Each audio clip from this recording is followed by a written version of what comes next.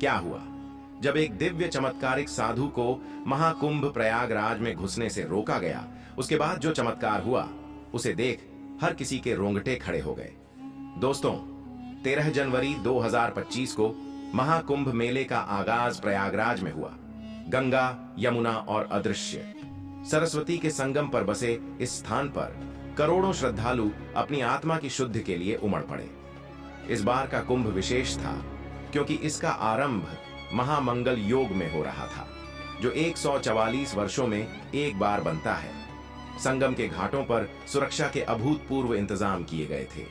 आधुनिक उपकरण, सैकड़ों ड्रोन और हजारों पुलिसकर्मियों के साथ मेले को सुरक्षित और व्यवस्थित बनाने के प्रयास किए जा रहे थे। लेकिन इसी मेले के दौरान एक ऐसा रहस्योद्घाटन हुआ जिसे आज तक कोई भुला नहीं पाया। महाकुंभ के पहले दिन एक दिव्य साधु ने प्रयागराज में प्रवेश किया। साधु की पहचान किसी को नहीं पता थी, लेकिन उनकी उपस्थिति में एक अद्भुत आकर्षण था। उनके वस्त्र साधारण थे, लेकिन उनके नेत्र मानो किसी अन्य लोक के रहस्य लिए चमक रहे थे।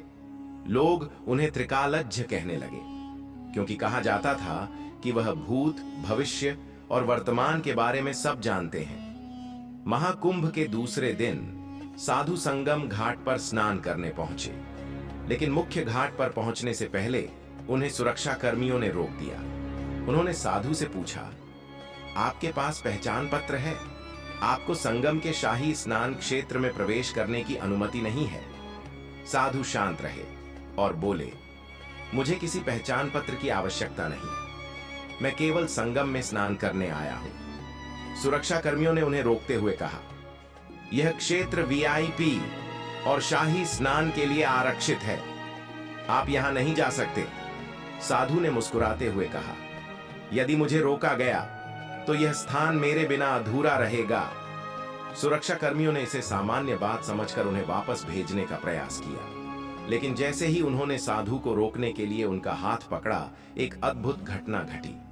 आसमान अचानक काले बादलों से घिर गया, बिजली जोर जोर से चमकने लगी और गंगा का जल असामान्य रूप से उफान मारने लगा। ऐसा लगा मानो प्रकृति खुद साधु के अपमान से क्रोधित हो उठी हो।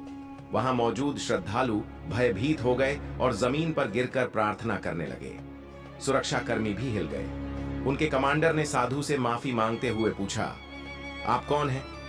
कृपया ये सब रोक दीजिए। साधु ने उत्तर दिया, मैं एक साधारण तपस्वी हूं, लेकिन जब सत्य और धर्म का अपमान होता है तो प्रकृति इसका उत्तर देती है। मुझे केवल संगम तक जाने दो और सब कुछ सामान्य हो जाएगा। सुरक्षा कर्मियों ने साधु को संगम में प्रवेश की अनुमति दी। जैसे ही साधु ने गंगा में पहला कदम रखा, पानी का उफान थम गया, बादल छंट गए और सूर्य फिर से चमकने लगा। साधु ने गंगा के जल में डुबकी लगाई और कुछ मंत्रों का उच्चारण किया। कहा जाता है कि उस क्षण संगम के जल से एक अद्भुत प्रकाश निकला, जो पूरे प्रयागराज में फैल गया। वह प्रकाश इतना दिव्य था कि वहां मौजूद हर व्यक्ति ने इसे महसूस किया। लोग साधु के चरणों में गिरकर उनसे आशीर्वाद मांगने लगे।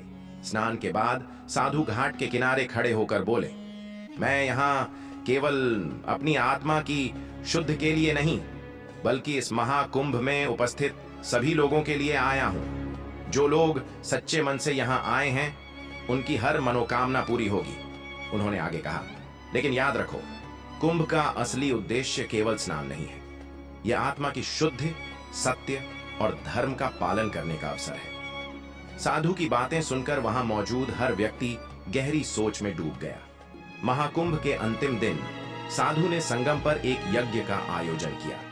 इस यज्ञ में लाखों श्रद्धालु शामिल हुए। जैसे ही यज्ञ समाप्त हुआ, साधु ने अपनी आंखें बंद कीं और कहा, अब मेरा काम पूरा हुआ।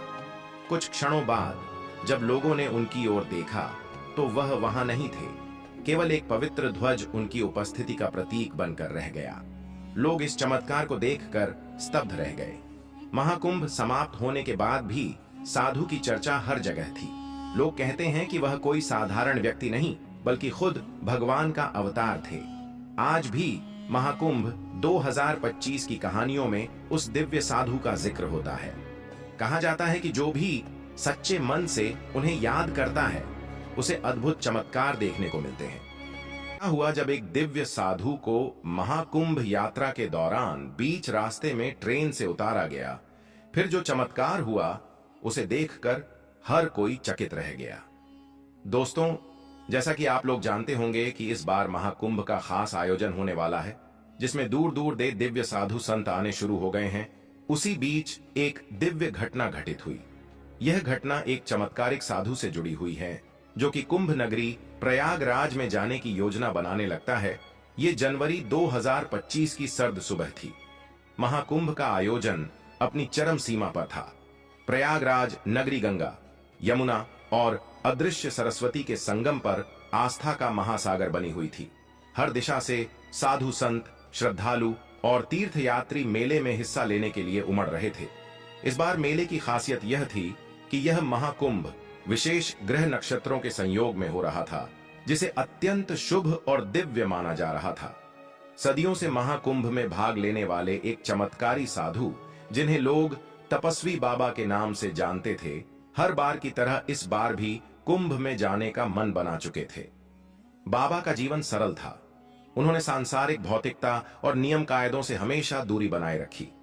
बाबा के लिए यात्रा का साधन कभी मायने नहीं रखता था। वह पैदल, बैलगाड़ी या किसी भी तरह से संगम नगरी पहुंच जाते थे। लेकिन इस बार कुछ अलग हुआ। बाबा ने सोचा, हर बार पैदल जाता हूं, इस बार समय बचाने के लिए ट्रेन का सहारा लेता हूं। जल्दी पहुंचकर श्रद्धालुओं की सेवा कर सकूंगा। बाबा पहली बार रेलवे स्टेशन पहुंचे। साधारण भगवा वस्त्र और कंधे पर झोला लिए हुए वह सीधे एक ट्रेन में चढ़ गए। उनके पास न तो टिकट था और न ही उन्होंने इसके बारे में कभी सोचा था। बाबा का मन हमेशा ईश्वर में लगा रहता था। उन्हें सांसारिक नियमों का भान नहीं था। ट्रेन चल पड़ी। बाबा खिड़की के पास बैठकर गंगा मैया का स्मरण कर रहे थे। थोड़ी देर बाद टिकट चेक करने वाला टीटी डिब्बे में आया। वह सभी यात्रियों के टिकट चेक कर रहा था। जब वह बाबा के पास पहुंचा तो उसने कहा, बाबा, आपका टिकट दिखाइए। बाबा ने मुस्कुराते हुए उत्तर दिया, बेटा, टिकट क्या होता है? मैं तो महाकुंभ में सेवा करने जा रहा हूं।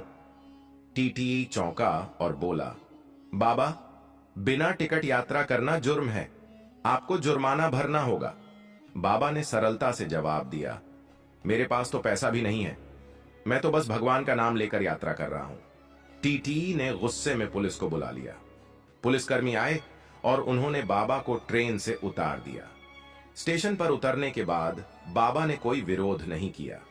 वह बस जमीन पर बैठ गए और आंखें बंद कर लीं। उनके होठों पर भगवान का नाम था। जैसे ही ट्रेन बाबा को उतारकर आगे बढ़ने लगी, तभी कुछ ऐसा हुआ जिसने सभी को स्तब्ध कर दिया। ट्रेन का इंजन एकदम रुक गया। चालक ने कई बार प्रयास किया, लेकिन ट्रेन अपनी जगह से 1 इंच भी नहीं हिली। यात्रियों में खलबली मच गई। ड्राइवर और अन्य कर्मचारी इंजन को चेक करने लगे। सब कुछ सही था, फिर भी ट्रेन आगे बढ़ने का नाम नहीं ले रही थी। स्टेशन मास्टर को बुलाया गया। वह भी इस समस्या को देखकर परेशान हो गया। किसी ने कहा कि यह यांत्रिक खराबी है, लेकिन ड्राइवर ने कहा, इंजन बिल्कुल ठीक है, यह कुछ और है। इस बीच ट्रेन में बैठे एक बुजुर्ग यात्री ने कहा, यह चमत्कारी बाबा का प्रभाव हो सकता है। उन्हें अन्यायपूर्वक ट्रेन से उतारा गया है। शायद यह भगवान का संकेत है। टीटी को अपनी गलती का एहसास हुआ। वह भागता हुआ बाबा के पास आया और हाथ जोड़कर माफी मांगी। उसने कहा, बाबा, मुझे माफ कर दीजिए। मैंने आपके साथ अन्याय किया। कृपया ट्रेन में वापस चलें। बाबा ने धीरे से आंखें खोलीं और बोले, मैंने कुछ नहीं किया बेटा। यह सब भगवान की लीला है। मैं तो केवल उनका साधन हूं। यदि ईश्वर की इच्छा है तो मैं ट्रेन में चढ़ जाऊंगा। बाबा जैसे ही ट्रेन में चढ़े, इंजन ने फिर से काम करना शुरू कर दिया। ट्रेन हिलने लगी। यात्रियों में सन्नाटा छा गया। हर कोई यह चमत्कार देखकर हैरान था। लोग बाबा के पैरों में गिरने लगे। बाबा ने सभी को आशीर्वाद दिया और कहा, सत्य और सेवा का मार्ग कभी नहीं रुकता। बस भगवान पर विश्वास रखो। बाबा सुरक्षित प्रयागराज पहुंचे। महाकुंभ में उनकी उपस्थिति से श्रद्धालुओं में उत्साह बढ़ गया। उन्होंने संगम पर अपने तपोबल से विशेष प्रार्थना की और हजारों लोगों को आशीर्वाद दिया। यह घटना आज भी महाकुंभ के इतिहास में दर्ज है। लोग कहते हैं कि वह साधारण साधु नहीं, स्वयं ईश्वर के दूत थे। उनकी सादगी, तपस्या और चमत्कार की यह कहानी पीढ़ी दर पीढ़ी सुनाई जाती रहेगी। तो दोस्तों, क्या कहना है आपका इस घटना के बारे में? कमेंट बॉक्स में सच्चे दिल से हर हर महादेव जरूर लिखें। साथ ही साथ इस वीडियो को एक लाइक करके चैनल को भी सब्सक्राइब करें। तब तक के लिए सभी को जय श्री राम।